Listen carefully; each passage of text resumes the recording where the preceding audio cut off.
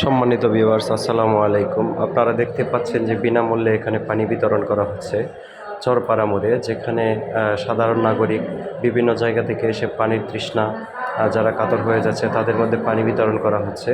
আপনারা দেখতে পাচ্ছেন যে এখানে কিছু সংখ্যক লোক পানি নিচ্ছে এবং বিনামূল্যেই তারা নিচ্ছে। এই বিষয়ে চলেন আমরা জেনে নেওয়া যাক। পানি বিতরণকারী তাদের একজনের সাথে আলাপ করে চলেন জেনে নেওয়া যাক আসলে উনি কী বলে, এবং আমরা জেনে নেব কেন বা কী কারণে পানি বিতরণ করা হচ্ছে।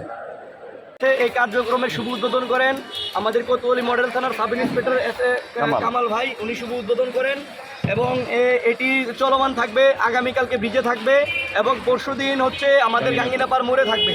এটি প্রচণ্ড তাপমাত্রার কারণে এটি আমরা ইউনিভার্সাল হসপিটালের পক্ষ থেকে আমাদের যে ব্যবস্থাপনা পরিচালক আছেন মেজর সুজল করিম, স্যারের পক্ষ থেকে আমাদের ইউনিভার্সাল হসপিটালের পক্ষ থেকে এটি ব্যবস্থা করা হয়েছে।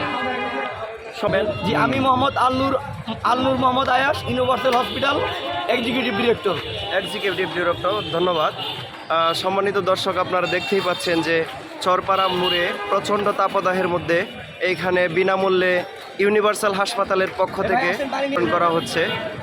সো আমরা আসলে চাই যে এইভাবে প্রত্যেকটি নগরে শহরে এইভাবে বিনামূল্যে পানি বিতরণ করা হোক, যে পানির মাধ্যমে সাধারণ নাগরিকের তৃষ্ণা মিটতে পারে এবং আপনি বেঁচে যেতে পারেন হিট স্ট্রোকের যেই ভয়াবহতা আছে সেখান থেকে আপনারা বেঁচে যেতে পারেন।